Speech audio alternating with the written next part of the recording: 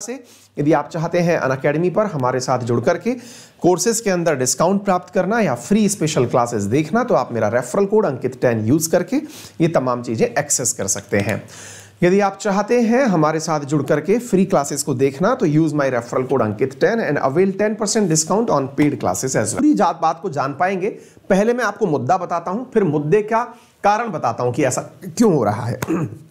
चलिए शुरू करते हैं। दिल्ली के अंदर सफदरगंज अस्पताल, राम मनोहर लोहिया अस्पताल, लेडी हार्डिंग अस्पताल, इन सबके रेजिडेंट डॉक्टर्स हड़तालों पर हैं। ना केवल रेजिडेंट डॉक्टर्स बल्कि और भी डॉक्टर्स जितने भी हैं, चाहे सीनियर फैकल्टीज हैं या फिर जूनियर फैकल्टीज हैं, वो सब इनको सपोर्ट भी एक तरह से कर रहे हैं कि हां आपकी मांग जेन्युइन है।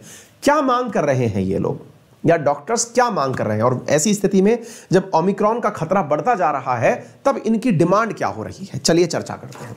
साथियों, डिमांड ये है, डॉक्टर्स का कहना है कि भैया हमारी पीजी की काउंसलिंग होना बचा था, और जिनको याद आ जाए ना वो जरूर बताना, क्योंकि ये मैंने मेरी क्लास को बहुत पहले बताया था। मतलब यदि आप मेरी इस क्लास के रेगुलर दर्शक हैं तो आपको यह मुद्दा कुछ ही मिनटों में क्लियर हो जाएगा कि हाँ ये तो जेन्युइन पॉइंट है। देखो, आपको याद होगा, मैं थोड़ा सा आपको हिंट दे देता हूं ताकि आप इस बारे में कंफर्म कर पाएं, या फिर मैं एक काम करता हूं ना, इस पूरे मुद्दे को पीछे से लेके चलते हैं ताकि आपको यह बात समझ में आ जाए। देखो साथियों, मैं आपको एक चीज बताता हूं। सुप्रीम कोर्ट की एक न्यूज है, मैंने आपको पढ़ाई थी। देखो अब यहां से रिलेट करते हैं इसको।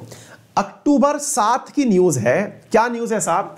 सुप्रीम कोर्ट ने सवाल पूछा था, 8 लाख रुपए सालाना इनकम को ईडब्ल्यूएस कोटा के अंदर क्यों डाला गया। अच्छा, जिन्हें यह भी नहीं पता है कि यह क्या है, चलिए मैं बताता हूं।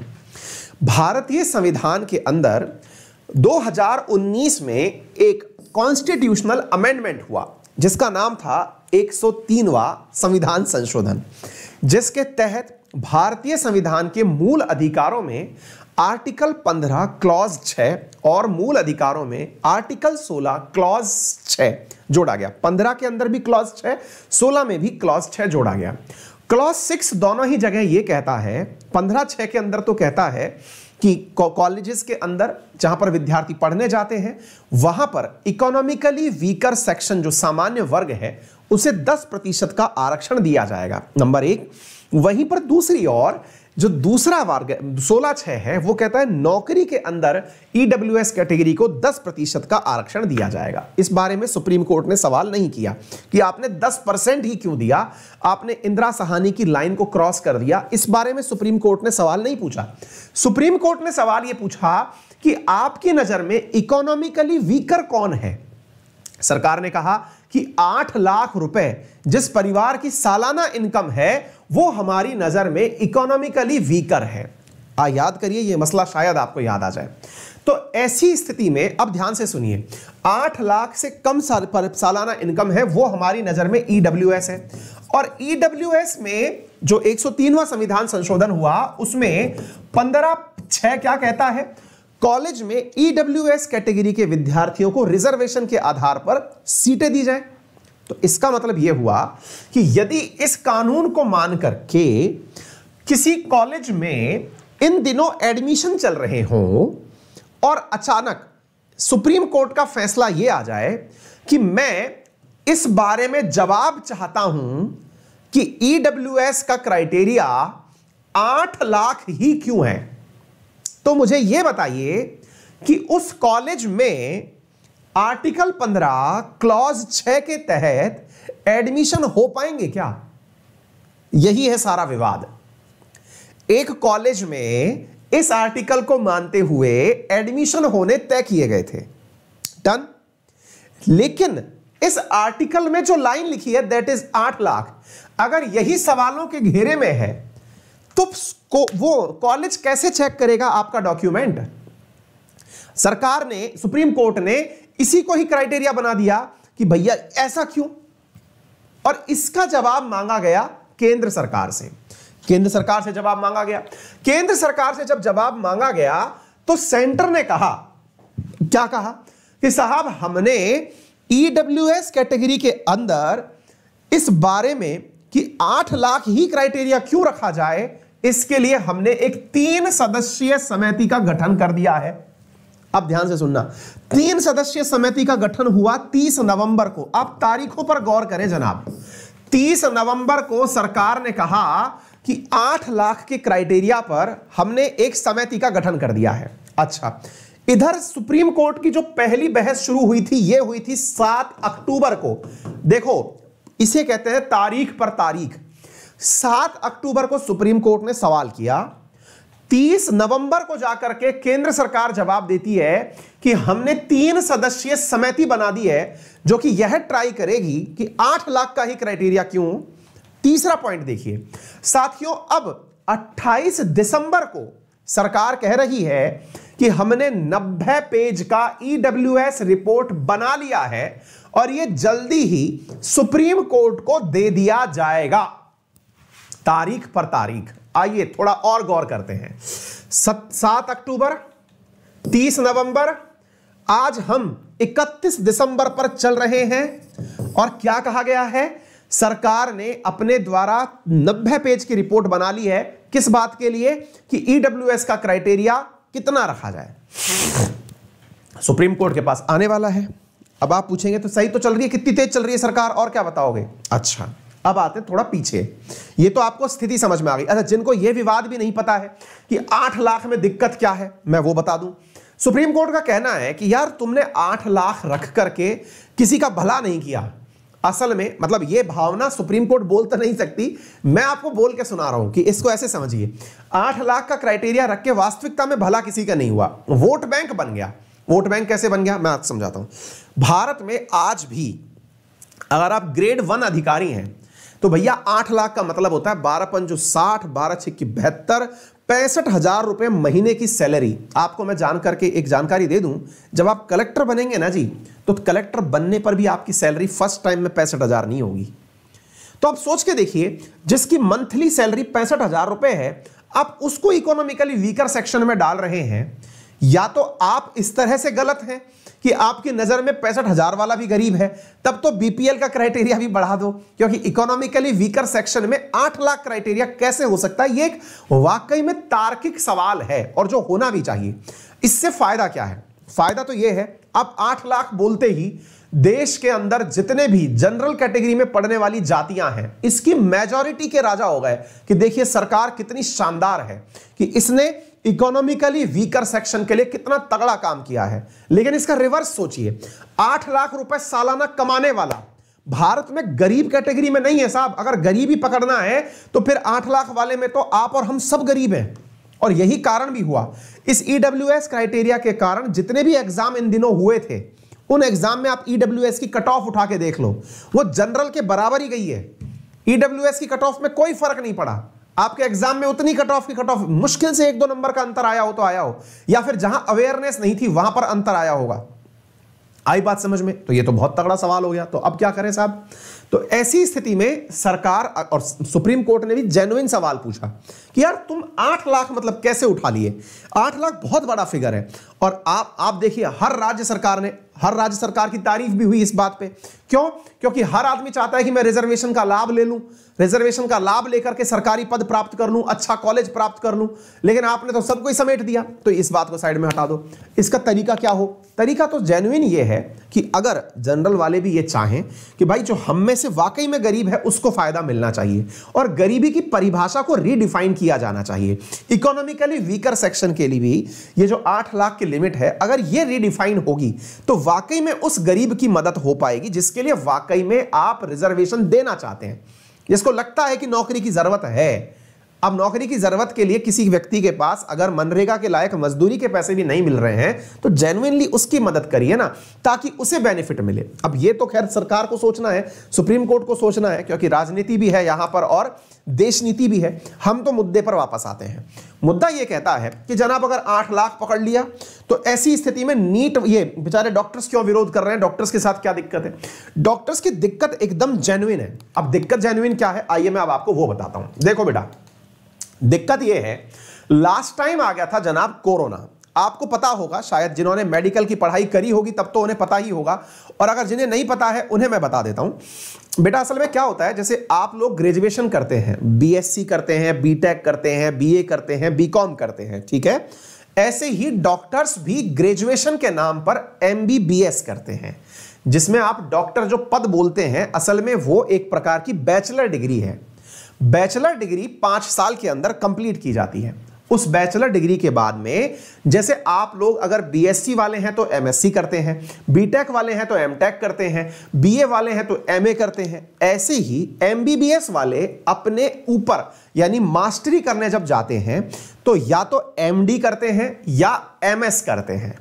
MD और MS के लिए डॉक्टर्स को एग्जाम देना होता है और वो एग्जाम NEET PG के नाम से जाना जाता है, यानी नीट PG। एक नीट UG है जो कि 12th के बाद होता है, जिससे आप MBBS में एंट्री लेते हैं, और उसके बाद नीट PG है जिसके माध्यम से MBBS लोग एग्जाम देकर के MD के लिए सिलेक्शन पाते हैं। इतनी बात समझ में आ गई?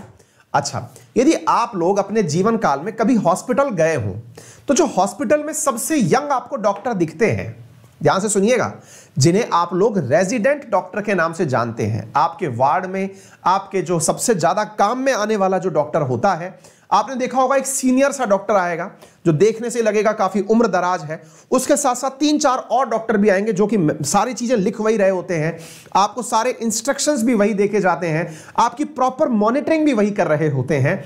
वही लोग MD या MS कर रहे होते हैं। ये एकदम वैसे समझ के चलिए ताकि आप व्यवहारिक रूप से इसको समझ पाए, ठीक है? तो MD और MS वाले लोग वो हैं जो कॉलेज के अंदर PG करने के नाम पर जब आते हैं तो वो असल में हॉस्पिटल को संभालते हैं।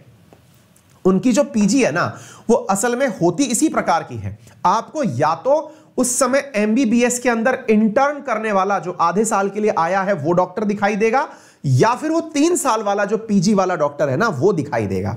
वो आपके पूरी दवाई वगैरह लिखने का काम करेगा। अब दिक्कत क्या हो रही है?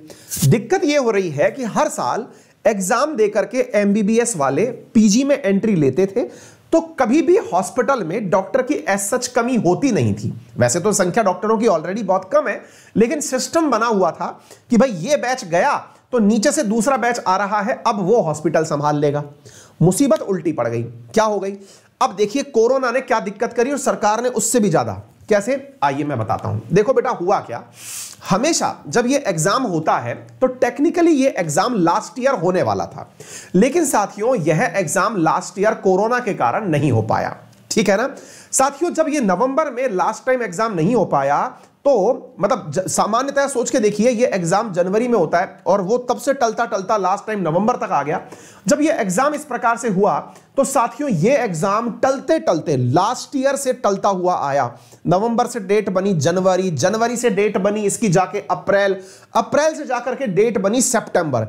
यानी एक प्रकार से जो लास्ट ईयर होने वाला PG का एग्जाम था वो इस समय हम दिसंबर में चल रहे हैं, महीना खत्म होने वाला है, यानी लगभग 1.5 साल हो चुका है। वो जो PG के अंदर एंट्री लेने वाला डॉक्टर था वो एंट्री नहीं ले पाया। कारण पहले तो साहब वायरस और उसके बाद सरकारी सिस्टम। क्यों? क्योंकि सुप्रीम कोर्ट ने ये जो सितंबर के अंदर बच्चे एग्जाम दे दिए, एग्जाम देने के बाद में इन एग्जाम से सिलेक्टेड बच्चों को एडमिशन दिया जाना था, तभी अचानक मतलब पता नहीं इन्हीं के लिए सुप्रीम कोर्ट क्यों जाग गई। इन्हीं के लिए सुप्रीम कोर्ट जागी और उसने, आप सोचो, इनका इधर रिजल्ट आया है, इनका एडमिशन होने वाला है, इधर सुप्रीम कोर्ट ने कहा मुझे लगता है कि 8 लाख का क्राइटेरिया गलत है। अरे माननीय सुप्रीम कोर्ट, बच्चों का भविष्य अटक रहा है, आप या तो इसके बारे में पहले विचार कर लेते या फिर इनको आगे बढ़ाते, आप इसके ऊपर अलग से निर्णय ले लेते कि भाई इस केस के ऊपर सुनवाई कर रहे हैं लेकिन वर्तमान में बीच में ही डालते हुए इनको आगे बढ़ाओ, क्योंकि बच्चों का भविष्य कितना अटका पड़ा है आप सोच के देख। और ये बच्चों का ही नहीं साहब, हमारा भी भविष्य अटका पड़ा है। कैसे भैया? अगर आप बीमार हो गए ना तो हॉस्पिटल में अब जाने के लिए डॉक्टर नहीं है। कारण क्योंकि आपने 1.5 साल से बच्चे को लटका रखा है। वो डॉक्टर बनता तो आपकी सेवा करता। कारण यह है कि यही तो PG का डॉक्टर है जो जाएगा एडमिशन लेने। लगभग 45,000 डॉक्टर अटका दिया साहब, आपकी सीटें खाली पड़ी हैं, बच्चा नहीं जा पा रहा है वहां पे, और जा नहीं पा रहा है तो फिर आप बीमार हो गए, अचानक आप ओमिक्रॉन तो करना शुरू कर दिए, डेल्मिक्रॉन करना शुरू कर दिए, संभालेगा कौन? ये चीज अटकी पड़ी है साहब। कहां पर? एक कानूनी पेच के अंदर। तो ऐसी स्थिति में अब हुआ ये, कि ये डॉक्टर्स इतने दिन से यही कह रहे हैं, अरे जो रास्ता निकालना है निकालो, जो सेलेक्ट हो गया उसको तो जगह दो पहले, ताकि वो हॉस्पिटल जाए। तो अब विरोध कौन कर रहा है, इधर देखो। टेक्निकली आप और हमको तो क्या लगेगा, आप और हमको तो ये लगेगा कि इन मेडिकल कॉलेजेस के अंदर जो प्रदर्शन करने वाले लोग होंगे वो होंगे जिन्हें कि एडमिशन नहीं मिला। ऐसा नहीं है, जिन्हें एडमिशन नहीं मिला वो लोग नहीं है जनाब, यहां पर सब लोग हैं। क्यों सब लोग, क्यों हैं सब लोग? इसलिए हैं, देखिए यहां पर देखिए क्या है, federation of all India medical association. और मतलब मैं ये मानता हूं कि इनकी जेन्युइन मांग है यार। ये रीजन आप समझ के देखिए, जूनियर को तो कॉलेज नहीं मिला तो उसका भविष्य अटक गया, नंबर एक। सीनियर जो है वो अब प्रमोट होके आगे चला गया, तो इससे कौन को फर्क पड़ा, जो बच गए वहां पर, उन बचे लोगों के ऊपर ओवरबर्डन हो गया। एक एक वीक में वो 120 घंटे काम कर रहे हैं। अरे डॉक्टर जो आपका इलाज कर रहा है अगर वही बीमार पड़ गया तो फिर कौन इलाज करेगा जनाब? तो ऐसी स्थिति में उस डॉक्टर की और हालत खराब। क्यों? क्योंकि जो पीजी वाला डॉक्टर है वो पीजी के साथ साथ यूजी वालों के काम भी कर रहा है, या फिर पीजी वाला जो आने वाले नए बैच के काम है उनको भी वो खुद ही लेके चल रहा है।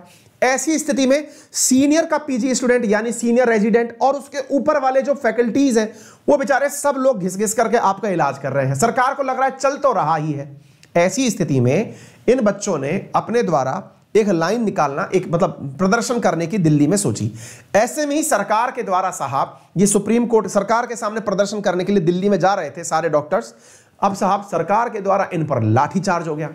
यार ये तो मतलब पढ़े लिखों को भी आपने मतलब एक तरह से क्रिमिनल वाला ऑफेंस दे दिया यार, है मतलब आपकी सिस्टम की खराबी जो है वो डॉक्टर्स को डंडे खाने पर मजबूर कर रही है।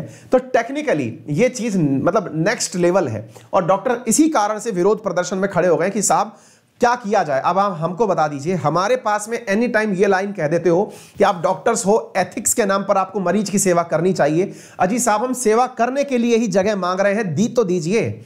मरीज की सेवा करने के लिए एंट्री तो दे दीजिए ना, हम करने जाते हैं, एग्जाम पास कर चुके हैं साहब, बैठने दीजिए अंदर।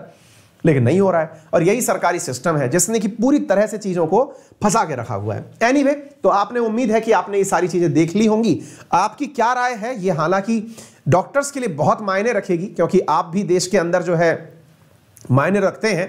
तो डॉक्टर्स के साथ अपने इस मतलब जो भाव को आप भी ऐड कर सकते हैं कि हाँ आप उनकी परेशानी समझ पा रहे हैं। ठीक है, चलिए आगे बढ़ते हैं अगले सवाल की तरफ। बढ़ते हैं अनअकैडमी पर जुड़कर पढ़ना, तो use my referral code Ankit 10 to avail 10% discount immediately.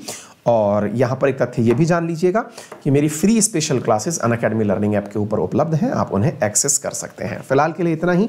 अपना ख्याल रखें, बड़ों का सम्मान करें, छोटों को प्यार दें, अपना व्यक्तित्व इस प्रकार से विकसित करें कि महिलाएं आपके साथ सुरक्षित महसूस